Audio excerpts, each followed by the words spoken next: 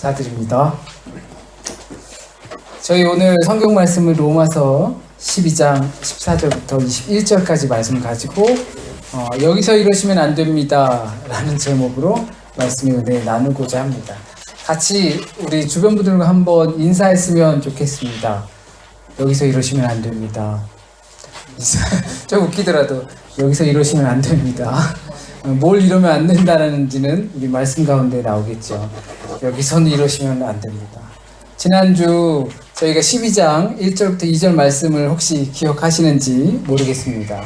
거룩한 산 제물로 하나님께 드리라라는 내용의 말씀이었습니다. 우리가 왜 거룩한 산 제물로 하나님께 드려야 합니까? 그것을 하나님께서 기뻐 받으시고 그것이 합당한 로기시한 예배이기 때문입니다.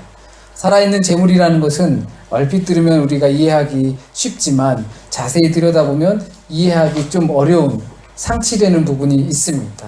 왜냐하면 생명을 뜻하는 살아있다라는 것과 죽음을 뜻하는 제물이라는 것이 서로 상치되는 개념이 같은 자리에 거룩한 살아있는 제물로 드려야 한다고 하기 때문입니다. 그런 생명력 있는 제물이란 우리가 삶과 죽음 사이, 생명과 사망 사이, 광명과 흑암 사이, 십자가의 길과 사망의 길 그 사이, 이런 갈래길에서 겸하여서 섬기지 않고 치열하게 싸워 하나님의 길인 삶과 생명과 광명과 십자가의 길을 선택하는 것, 그것이 예배의 시작이고 또한 예배의 본질입니다. 그것을 하나님께서 기뻐 받으시는 겁니다. 그렇기 때문에 우리는 세대를 본받지 말라고, 하나님의 뜻이 무엇인지 분별하라고, 그렇게 살지 말라고, 이렇게 살아라 라고 이야기를 하는 것이 성경입니다. 왜냐하면 그것이 하나님께서 기뻐 받으시는 예배이기 때문입니다.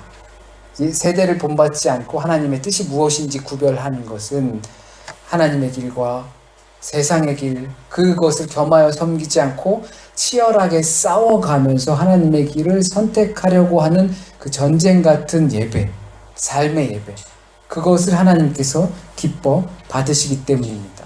그런 자들은 이렇게 살면 안 돼 라고 이야기해 주는 것이 오늘 말씀이라고 보시면 됩니다. 어떻게 살면 안 돼, 그리고 어떻게 살아야 돼 라는 핵심 내용은 서로 사랑하라 라는 아주 광범위하고도 또 명확한 주제입니다. 아마도 그리스도교의 영원한 테마, 사랑일 겁니다. 우스갯소리로 성경을 쭉 짜면 다 쭉 이렇게 액이 다 빠지고 남는 것은 사랑이라고 우스갯소리도 합니다. 사랑을 빼놓고선 그만큼 아마도 어느 것도 논할 수 없는 것이 그리스도교입니다. 심지어 설교할 필요도 없다라고 이야기를 합니다.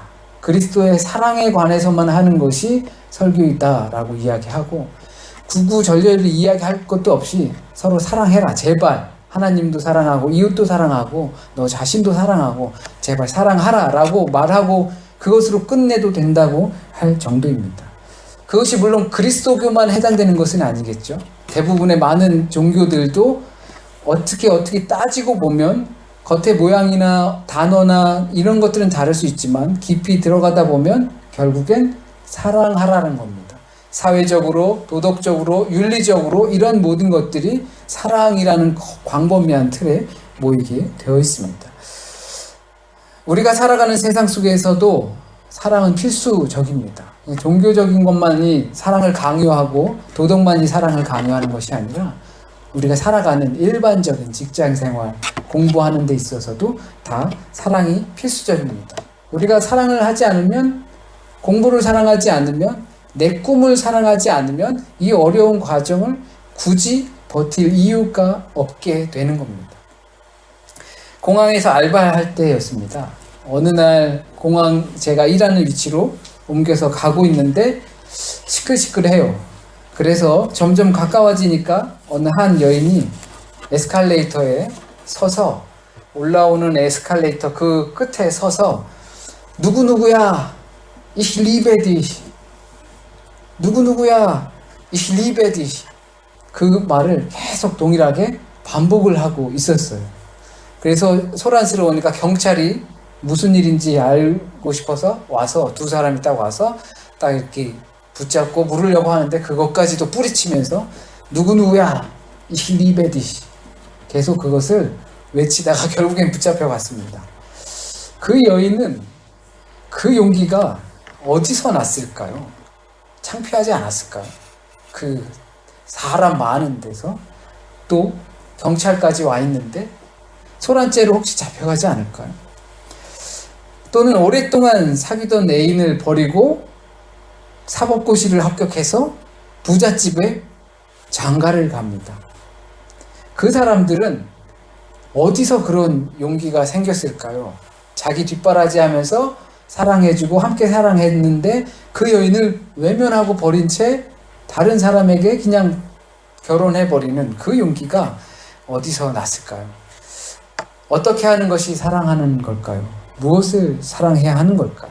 그것에 따라서 지금 우리 현재는 달라집니다.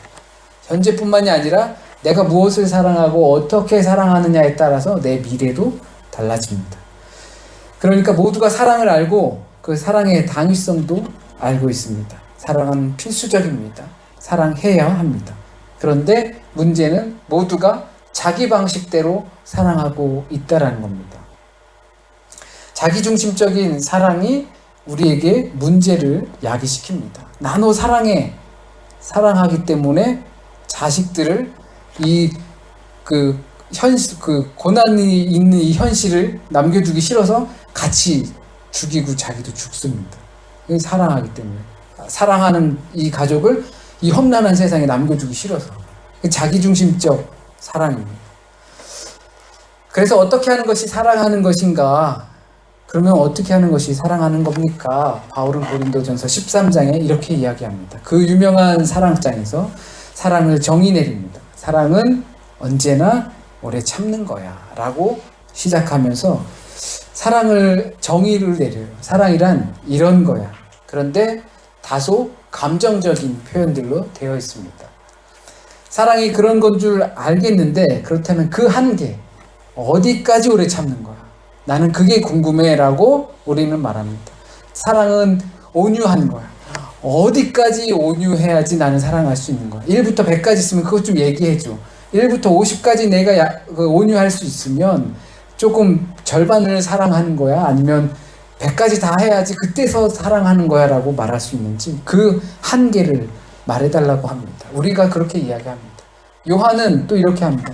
형제를 사랑하지 않으면 어떻게 보이지 않는 하나님을 사랑할 수 있겠느냐라고까지 조금 더 구체적으로 형제를 사랑하라고 이야기합니다.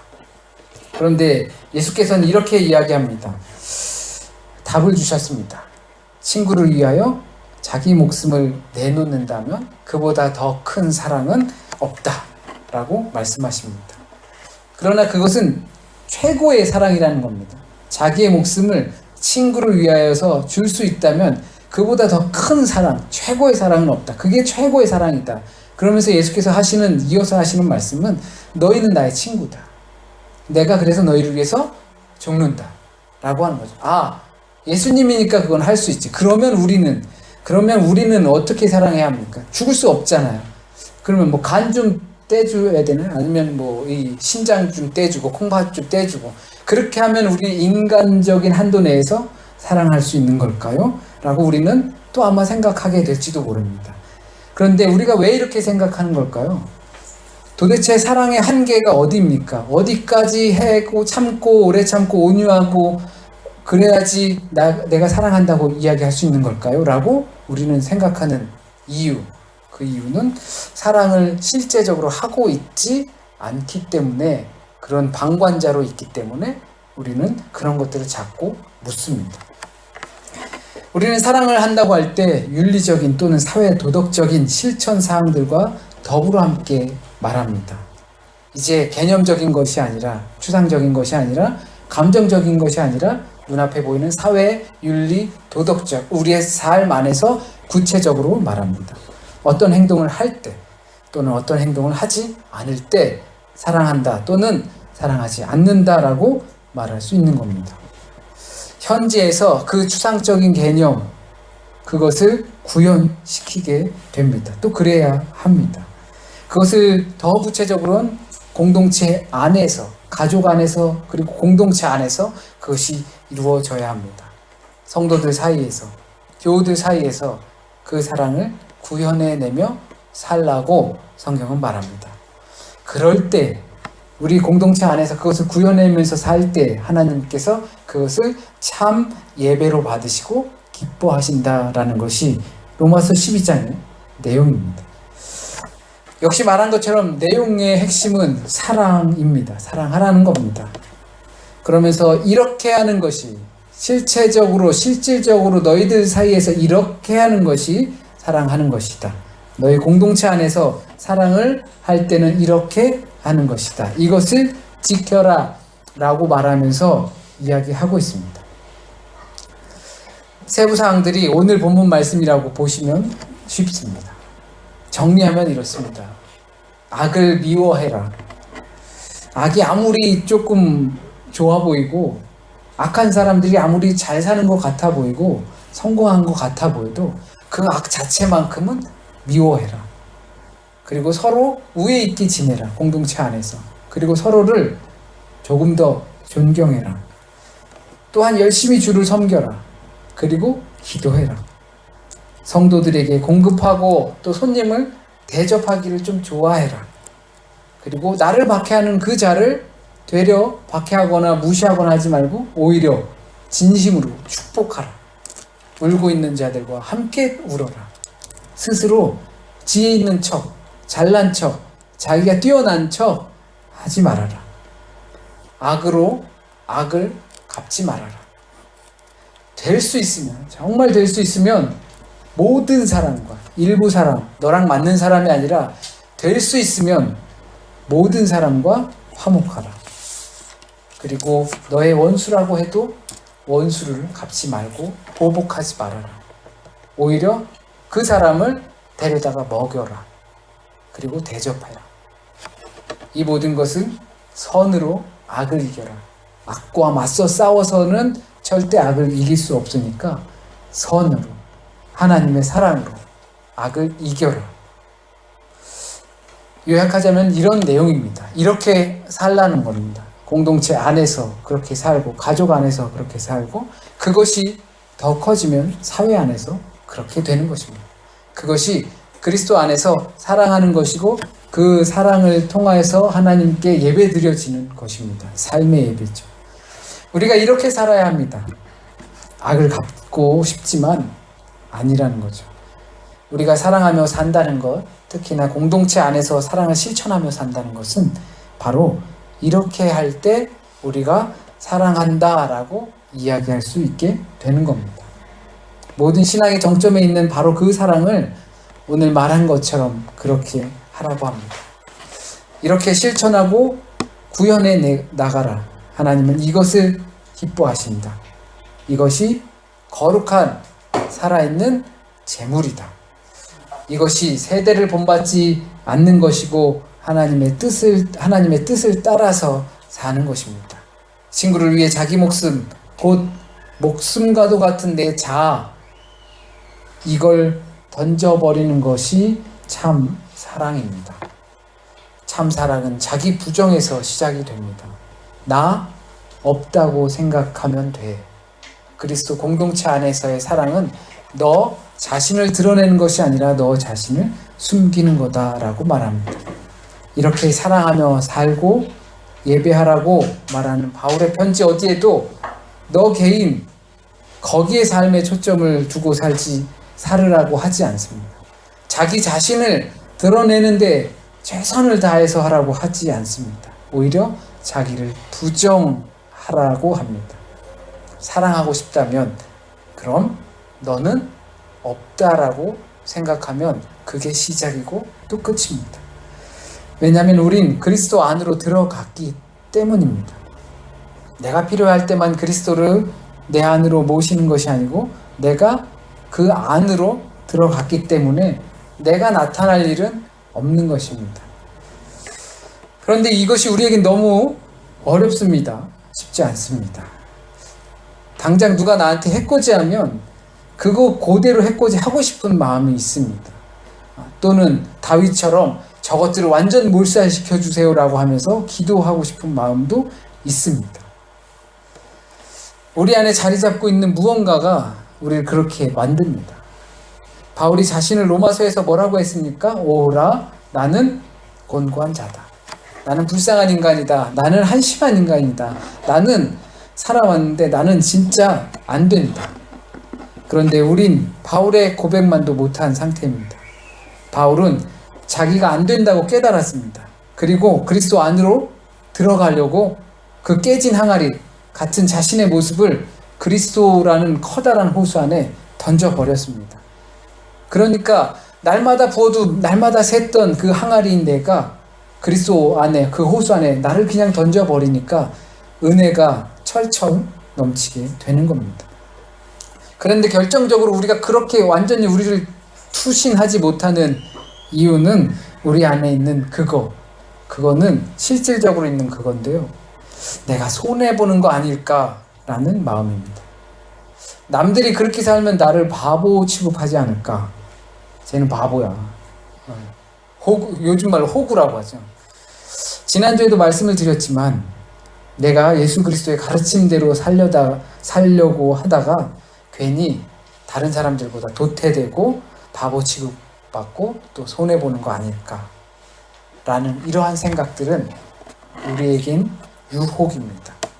우리를 그리스도의 사람으로 살아가지 못하게 하는 그런 유혹입니다. 생명의 길과 죽음의 길 사이에서 그냥 여기가 좋사오니 하게 만드는 겁니다. 예수께서 하시는 말씀이 그러니까 너는 제발 내 뒤로 빠져. 네가 나설 길이 아니야. 너는 내 뒤로 빠져. 내 안으로 들어와 라고 하는 겁니다.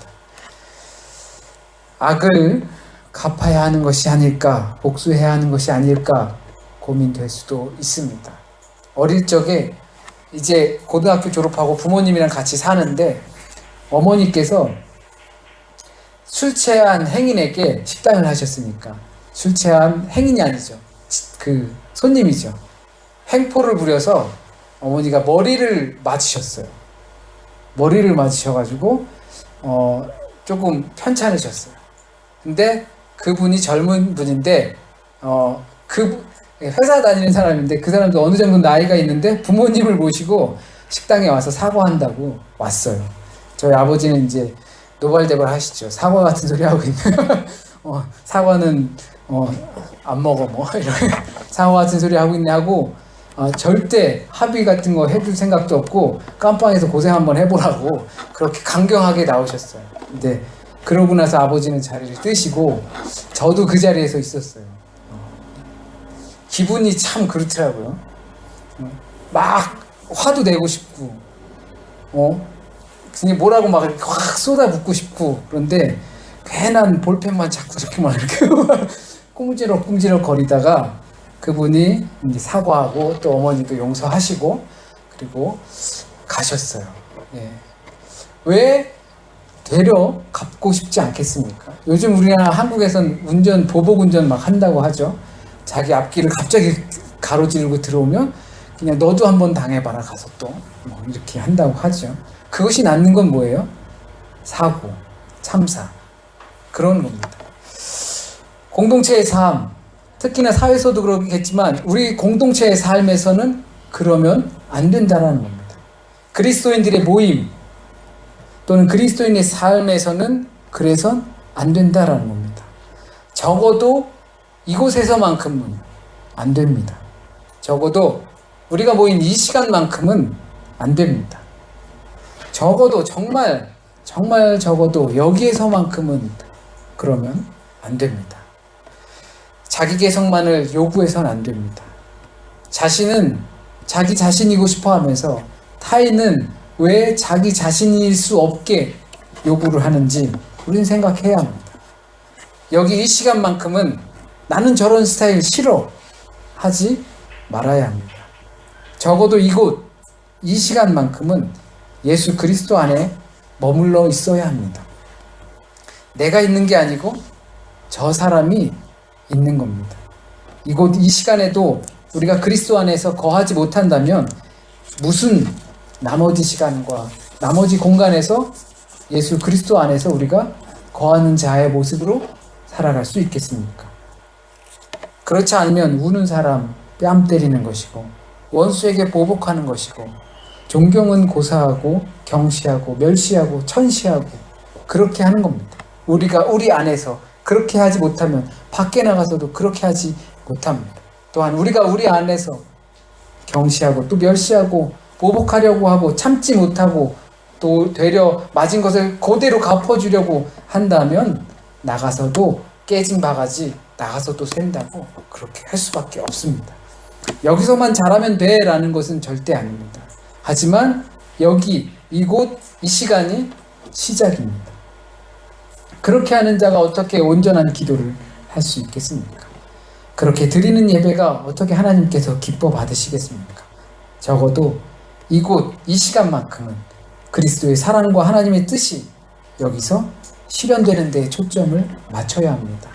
나의 중심적으로 초점을 맞추는 것이 아니고 그리스도의 사랑이 실현되는 것에 초점을 맞추고 우린 머물러 있어야 합니다. 흠결이 없는 사람이 어디 있겠습니까? 우리는 알파고가 아닙니다. 알파고들끼리 모여 있으면 어쩌면 상대방이 원하는 바 원하지 않는 바 막 캐치해가지고 막 살살 피해가면서 또 분쟁도 없이 미워함도 없이 또 그렇게 있을 수 있을 겁니다. 하지만 우리에겐 알파고가 아니라 흠결이 있는 그 존재가 막 눈에 보이는 그런 존재입니다. 하지만 그것을 보는 것이 아니라 그것을 사랑하는 예수 그리스도의 저 사람의 흠까지도 사랑하고 그 사람의 흠까지도 위해서 십자가에 달리신 예수 그리스도의 사랑, 그것에 초점을 맞춰야 합니다. 적어도 이곳에서만큼은, 이 시간만큼은, 우리끼리만큼은 그래야 합니다. 인간적인 억울함 있을 수도 있겠죠. 하지만 인내해야 합니다. 별로 보고 싶지 않은 사람 있을 수 있겠죠.